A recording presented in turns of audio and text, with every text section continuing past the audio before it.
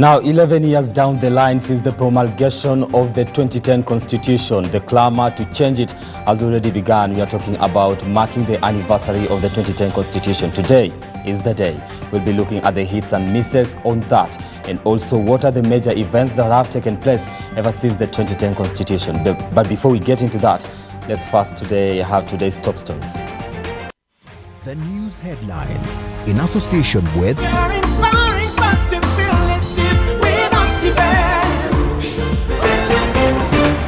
On Trending News today, 11 years on, we look at the events that have happened since the promulgation of the 2010 Constitution as we mark its anniversary. I cannot force them to support me, Raila Odinga speaks following attempts to have Oka leaders support his 2022 presidential bid. The fight against COVID-19, government commissions a new oxygen plant as hospitals struggle to accommodate new COVID patients.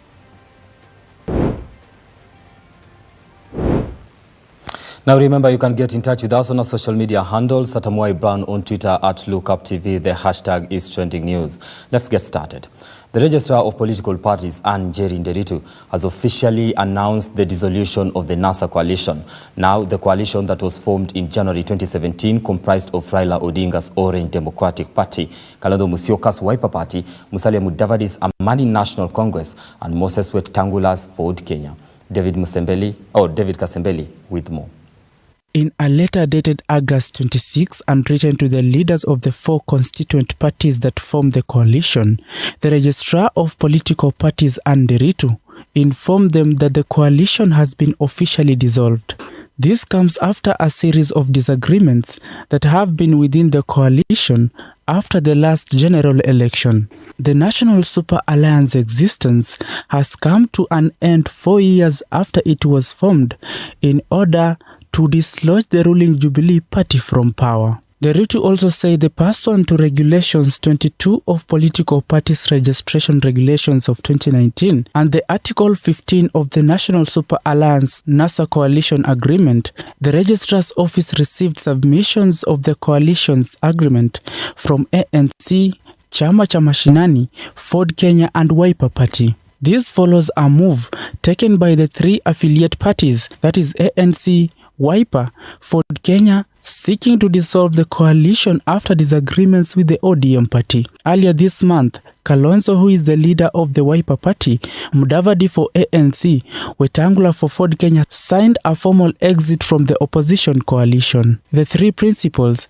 had at the same time announced countrywide rallies to market their One Kenya alliance. David Kasembeli, LookUpTV, Nairobi.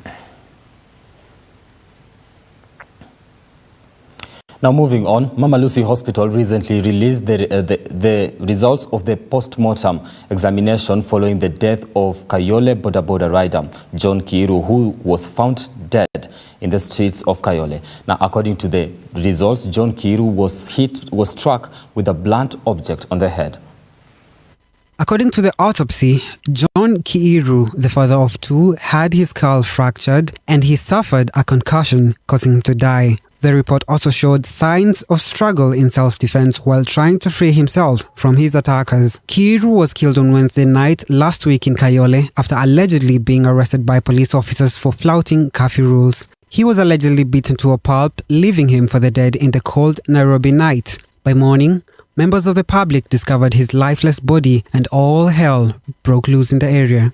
Members of the public attributed the death to the police setting off a violent protest that saw roads in the area blocked and bonfires lit. Tales from residents who claimed to be witnesses indicated that Kiiru had been apprehended by police officers while heading home, blocking and beating him up at Tushauriane stage. Kiiru's wife, Esther Wanjiru, said her husband will be buried this Saturday. Though they were separated at the time of his death for 2 months, Wanjiru said they were in the process of reconciliation. But her hopes of reuniting with the father of her 2 children slipped off her hands for good. Wanjiru also said she is not sure whether it is the police that killed her husband, demanding that the current investigations unravel the truth. Nairobi Police Commander Augustine Thumbi said they will investigate and take necessary action. Roger Morioki, Look Up TV. Now moving on today, as we mark 11 years since the promulgation of the new constitution, I'll take that again. Now today, the 27th of August, marks 11 years since the new constitution was promulgated by President Mwai Kibaki. Now the new constitution has brought with it sweeping changes in the legal, economic and social spheres of the country. Many had hoped that the 2010 document will flip open a new page in the nation history book, but now there are those wondering if the vessel constitutional changes, including the spirit of devolution, has started to sink. Now, Waris Kimathi explored the major events since the constitution was promulgated and prepared the following report.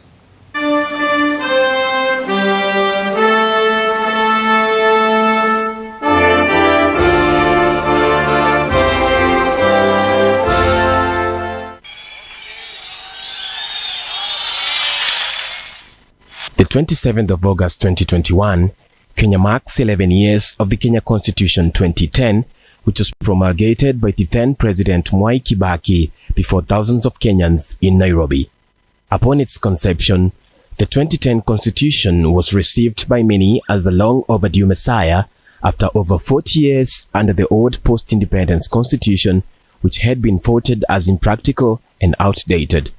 On the morning of the 27th of August in 2010, thousands of eager Kenyans shuffled their feet to Uhuru Park in Nairobi to witness and be part of the historic birth of the 2010 Constitution. Guests and diplomats from across the world flew into Nairobi, presidents and world leaders. Journalists pointed their cameras and microphones to capture every moment and quote every quotable quote of the historic event. Voices of Kenyans, young and old, soared above the city in jubilation and joy, with many breaking into jigs and dance at the prospect of a new dawn. Members of the defense forces also put up an intimidating display of weapons and artillery. Further, visiting dignitaries took to the podium to congratulate Kenyans for their bold new document, as notable musicians and poets sang praises of Kenya and its rich history.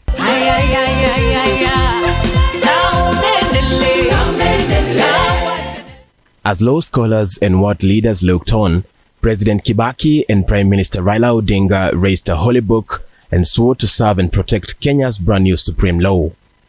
I, Mwai Kibaki, President and Commander-in-Chief of the Armed Forces of the Republic of Kenya, declare that the Constitution set out in a schedule shall be the new Constitution of Kenya. In the end, Kibaki signed 6 copies of the new document, one of which would be laid in Parliament right next to a copy of the older Constitution, whose page of dictating law and order in Kenya had now been closed forever. The promulgation of a new constitution signaled the end of the years of the older post-independence constitution and the dawn of a new era for Kenyans of every race, belief, gender, and tribe. One of the features of the new constitution, and one that many had waited for with bated breath, was the devolution of government.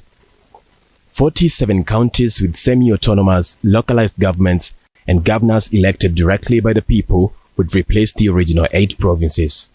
Legal experts and pundits felt that the Constitution of Kenya 2010 restored the power of government to the people and turned a new leaf of democracy in a country where barely 2 years earlier had been plunged into chaos and deadly violence following the disputed 2007 general elections. The wounds and scars of the election period were still drying up, and many hoped that the new constitution would help banish the hate and prejudice of the past forever. Under the new constitution, the powers of the president were reduced, and the judiciary, which had for a long time been influenced by the executive, was given new powers and autonomy to be able to execute its mandate without fear or favor. Prior to the new constitution, the president had the power to hire and fire judges of the judiciary. He also had the ability to change the calendar of parliament to address it at his convenience, and half of the MPs sat on his cabinet as ministers and assistant ministers, meaning the entire parliament served at the president's pleasure. Before devolution, local governments were weak and broke and operated under the Minister for Local Governments, who was appointed and took his orders from State House, Nairobi. Although the 2010 constitution took most of these powers from the executive, in the years that followed its promulgation, there has been endless wrangles between the judiciary, the executive, and the now bicameral parliament. Right after the 2017 general elections, the Supreme Court nullified the presidential win of Uhuru Kenyatta and William Ruto in favor of an election petition filed by their main opponent, Raila Odinga. The court's decision seemed to anger Kenyatta and Ruto, who are pursuing re-election. The two publicly issued threats against the judiciary for overturning their win, although many Kenyans applauded the judiciary for the historic ruling, saying it demonstrated the stamina of the 2010 constitution. However, when the repeat elections were held and Kenyatta won again, Odinga turned around and discarded of the rule of law that had overturned the first election results and decided to swear himself in as People's President at Uhuru Park, Nairobi. This gesture was followed by violence and the death of innocent Kenyans allegedly in the hands of police, including little children, and the commitment of the government to the 2010 constitution was once again tested.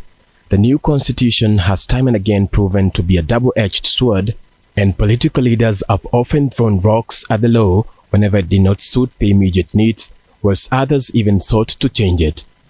In March 2018, just months after the drama and hullabaloo that marked the repeat election, President Kenyatta and his longtime political foe Raila Odinga stood before media cameras, shook hands, and decided to be friends, bringing to an end the long-winding feud. The new friendship was expected to symbolically bring peace and end tribal tensions between large communities in the country. After the handshake, Odinga, who had been a steady, unwavering voice against impunity and government corruption in the Jubilee administration, seemed to turn around from his anti-corruption campaign and even did not pursue justice for some of his affiliates who had been bundled out of the country by the long arm of the Uhuru administration. One of the cornerstone products of the Harambee House handshake was the new controversial Building Bridges Initiative, BBI. The BBI proposed radical changes in the 2010 constitution, including the creation of the position of a prime minister and his deputies. The BBI further proposed an increase in the number of members of parliament so as to solve the two-third gender rule stalemate, which had been an issue of contention in the August House for a long time. Although the BBI proponents championed for it with earnest and even pushed for a referendum to make it law, many Kenyans felt strongly against changing anything in their precious constitution so early on in the journey. The BBI campaigns cost the Kenyan taxpayers billions of money and led to further pollution of the political air in the country at a time when the country is grappling with the most ruthless health and economic pandemic in recent times. Although the buck of changing the constitution through BBI now stops the Supreme Court, many feel it's not yet time to introduce such far-reaching changes in the 2010 constitution. As the proponents of the BBI say the time is ripe for constitutional amendment, many aspects of it, including the county revenue sharing issue, the two-third gender balance rule in parliament, and cases of political leaders disregarding court directives, are still a long, painful thorn in the flesh of Kenya's growing democracy. Waris Kimathi, Look Up TV in Nairobi.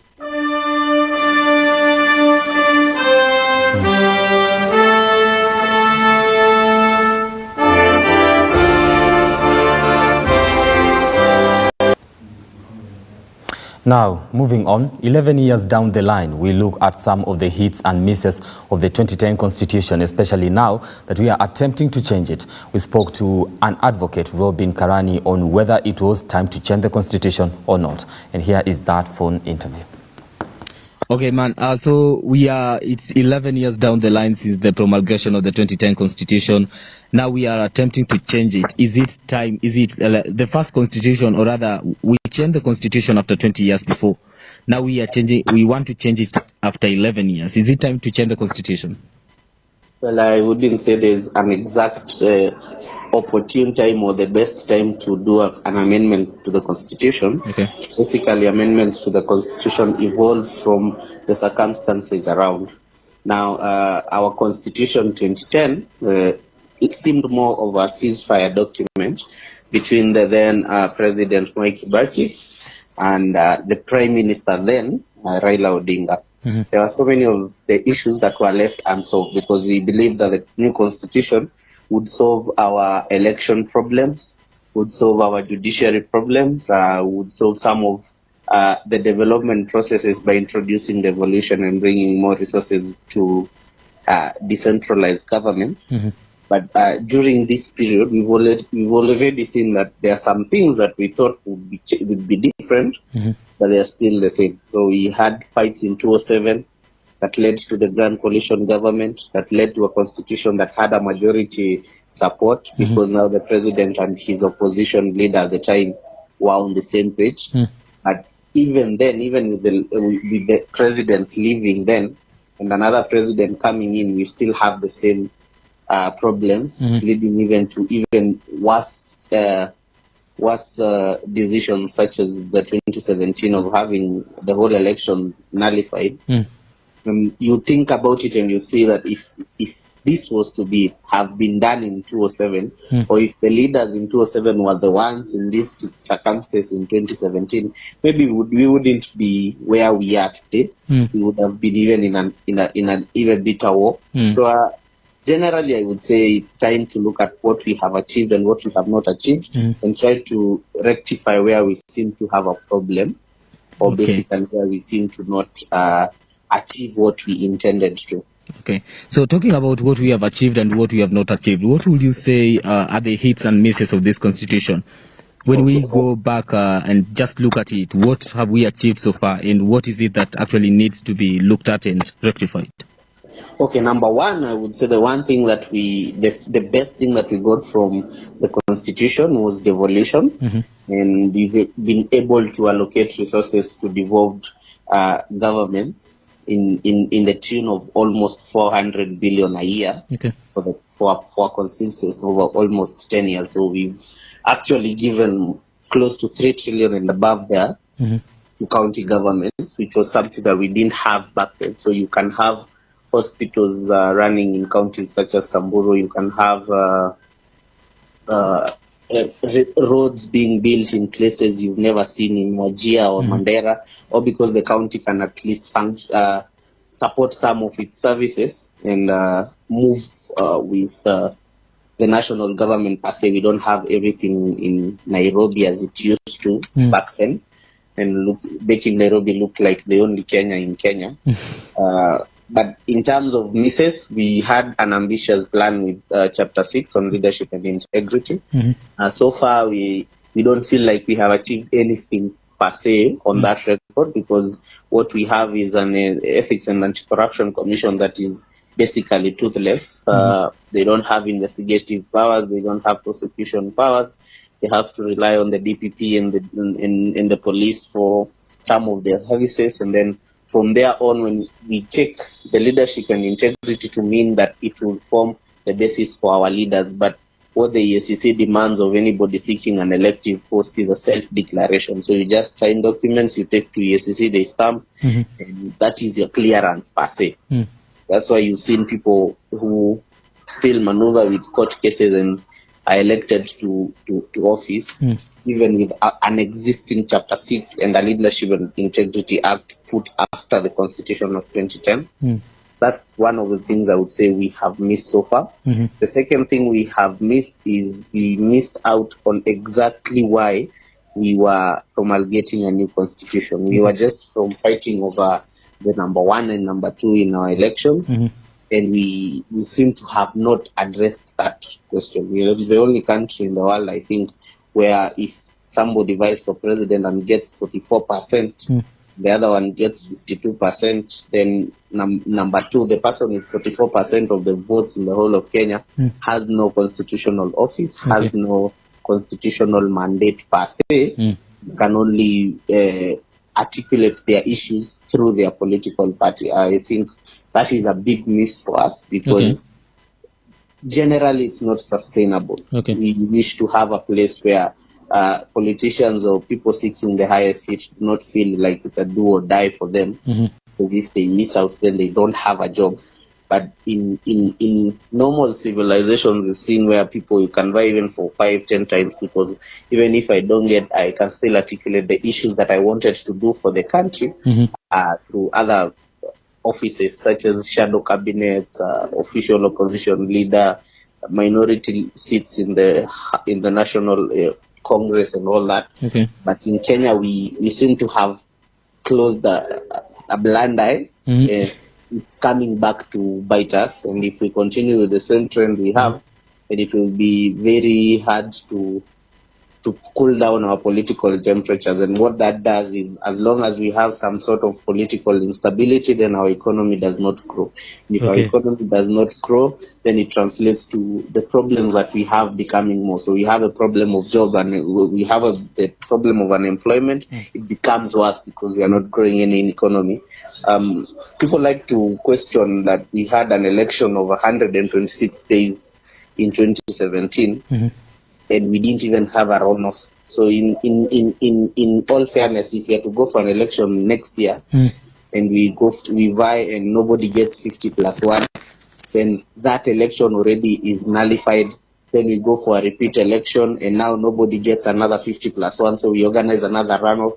It would take us to June before we can actually have a stable government in place. And in the meantime, it is our economy which suffers the most. Okay, thank you so much, man, for just looking at the hits and misses of this constitution as we mark 11 years down the line. Thank you so much. Thank you so much for hosting me. I'm honored. Thank you. Now, 11 years since the promulgation of the new constitution, or rather of the 2010 constitution, I'd just like to take a few bits of comments on that. Somebody says, let us rise to our civic duty to uphold and defend the constitution. This year marks 11 years under the Constitution of Kenya 2010. Today we commemorate the gains of the provisions and liberties enshrined in our constitution. We recognize the attempts at undermining our constitution, and we must protect and preserve it. Now, we take a short break here on Trending News. We'll be back with more news.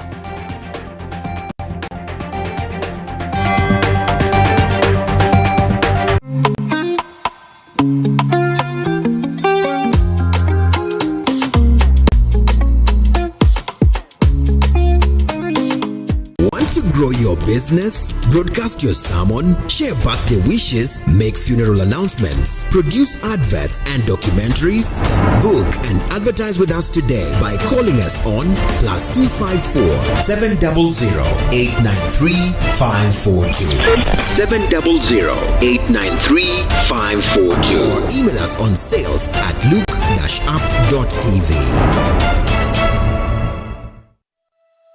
Property Guide in association with Keep emotions in check. Buying a home is a very emotional process. If you allow those emotions to get the best of you, you may fall prey to a number of common home buyer mistakes. Since home ownership has far-reaching implications, it's to keep your emotions in check and make the most rational decision possible. Property Guide in association with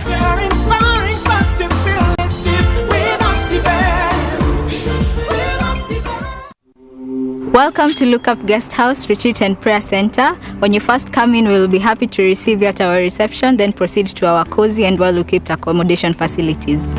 We aim to provide our guests with a unique, comfortable and worthwhile experience.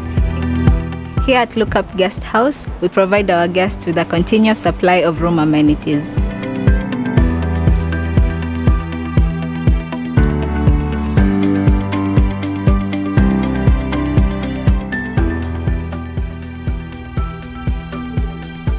A cool environment for all your retreat activities. Look Up Guest House, Retreat and Prayer Center. For reservation, contact us on info@lookupguesthouse.org or call us on 0746 788 707. Like, follow, subscribe, click the notification button. Join the Look Up TV movement now. Now,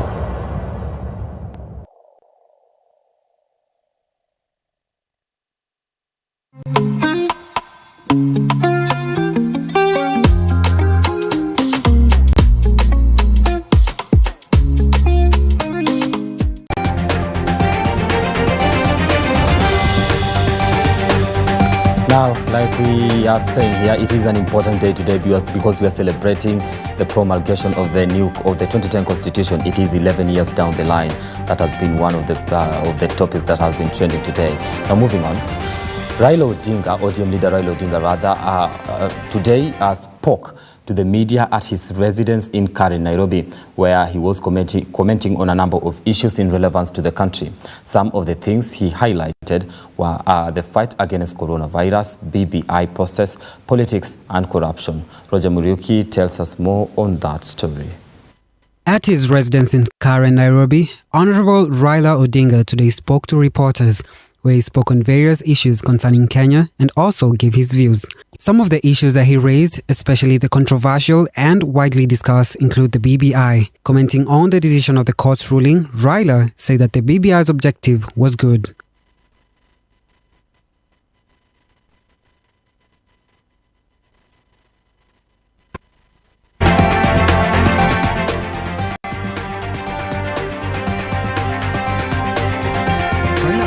That those who claimed that the handshake between him and President Uhuru destroyed the government's 4 agenda was nothing but a plain rumor.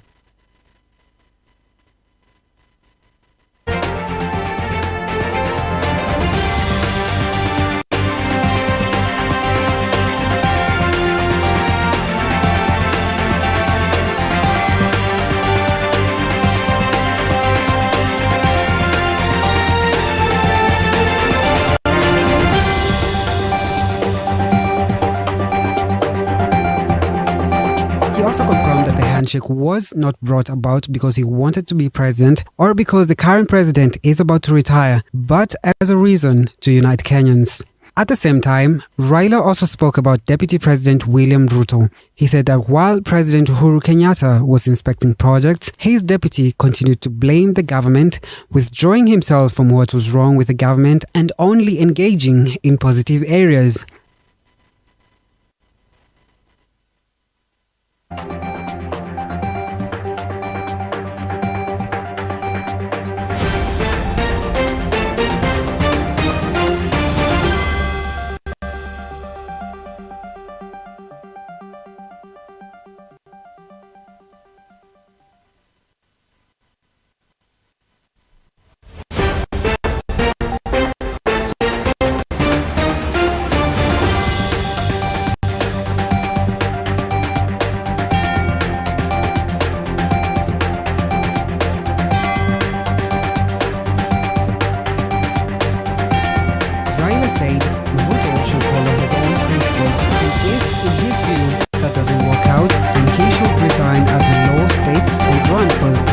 With a new party instead of blaming the government.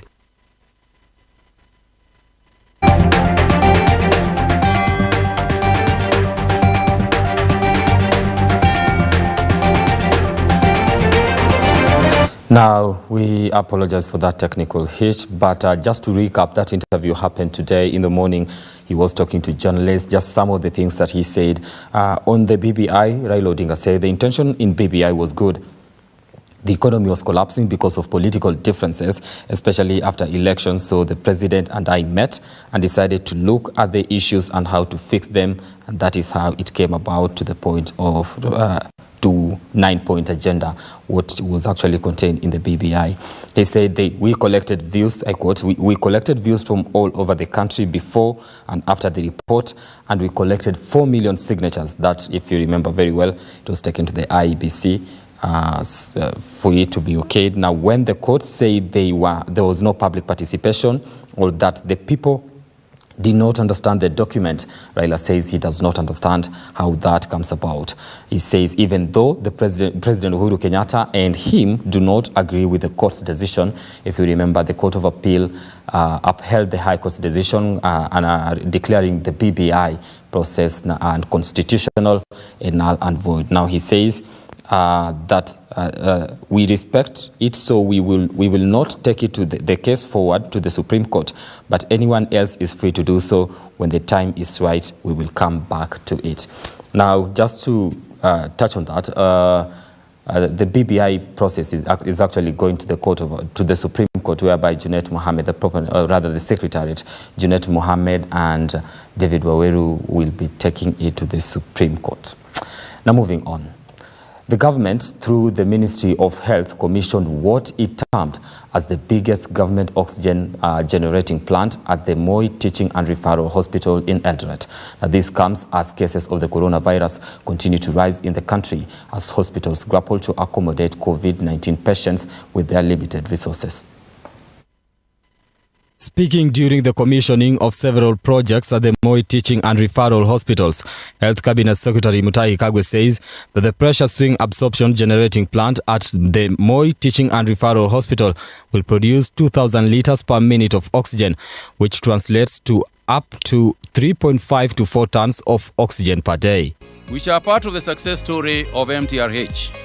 They include the data center, the ICT network upgrade and high-definition CCTV, the MTRH radiotherapy equipment, the MTRH Chandalia Cancer and Chronic Diseases Center, pressure swing absorption PCA oxygen generating plant, producing 2,000 liters per minute of oxygen. In addition to this one, there are another 20 additional oxygen plants which will be producing 8,000 liters of oxygen per minute, which translates to 15 tons of oxygen per day. According to the Health CS, approximately 700 patients admitted in wards and intensive care units are under oxygen in the county. On piped oxygen of 1,000 COVID-19 beds in the country, approximately 3,600 have been piped to bed terminals. Accompanying the CES Parliamentary Committee for Health Chairperson Sabina Chege lauded the MTRH for good utilization of resources allocated and assured Kenyans that all was not lost by COVID-19 pandemic. Among other strategic projects the Health CS commissioned include the data center, ICT network upgrade and high-definition CCTVs, MTRH radiotherapy equipment, and the MTRH Chandaria Center. The oxygen plant, the entire region is covered. The hospital is also well covered, and we are sure the other project that we have started, the cancer treatment and the taking care of also the young ones, that we are going to complete, and also the extension of this hospital. We are committed, myself and the Committee of the Health Committee at the National Assembly, together with my colleagues, that will give resources that are required to support the team because they are doing a good job. In need of oxygen. This is used basically in the surgical units. We have patients who come in with trauma. We have patients with respiratory diseases and cardiac diseases too that benefit from this oxygen. Brian Amuai, Look Up TV, Nairobi. Now, still on matters health, SportPesa CEO Ronald Karauri today presented ICU beds and equipments worth 1.2 million shillings to Bomet County. Now, Governor Dr. Hilary Banchok at Lungisa Hospital said this will go a long way in fighting COVID-19 in the county. Donation of ICU equipment to Longisa Hospital at the completion of a kitchen unit at Ndoraweta Health Center, which has been fully funded by the foundation. Through its CEO, Captain Ronald Karauri officially handed over the ICU equipment worth 1.2 million to Bomet County Governor, His Excellency Dr. Hilary Banchok. The governor thanked the foundation for the donation, saying this gesture will go a long way in addressing the health challenges, especially now that ICU units in the nearby areas like Kisumu are full due to the new COVID variant. Longisa Hospital is the biggest oxygen manufacturing plant in the area and supplies even private hospitals in the South Rift region. Karauri added that being back in Bomet County is something they're proud of, noting that it is in this county where the maternal health initiative was done. Salilimo, Look Up TV, Nairobi. Now, that story brings us to the end of our bulletin, but there's some news when it comes to sports, whereby Cristiano Ronaldo is back at Manchester United. Yeah. Yes, that brings us to the end of our bulletin today. Thank you so much to everybody that has made it a success, to my director and my camera people and every reporter that has contributed to this bulletin. I want to wish you a wonderful Friday night. Have yourselves a lovely night.